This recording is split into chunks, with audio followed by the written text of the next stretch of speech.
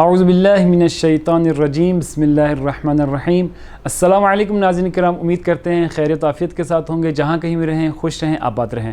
Videos کا سلسلہ جو ہے ہمارا وہ جاری و ساری ہے۔ مبتلات روزہ کے حوالے سے ہم نے پچھلی ویڈیو میں ان کی اقسام بیان کیا، اور آج جو ہے ایک ہمارے پاس سوال ہے کھانے پینے کے حوالے سے کہ آیا نسوار کا استعمال جو ہے روزے کی حالت میں کیا مسئلہ ہے روزے کے حوالے سے۔ تو یہاں پر مجتہدین کرام آیت اللہ العظمہ سید علی خامنائی اور آیت اللہ العظمہ سید علی سیستانی فرماتے ہیں کہ اگر اس کے جو ذرات ہیں منہ کے اندر چلے جائیں، حلق سے نیچے اتر جائیں، تو پھر روزہ آپ کا باطل ہے۔ اور یہاں پر آگے فرماتے ہیں کہ اگر آپ کو یقین ہو کہ اگر آپ نسوار استعمال کریں گے اور اس کے ذرات آپ کے منہ کے اندر چلا جائے گا تو آپ کو قضا کے ساتھ کفارہ بھی واجب ہے۔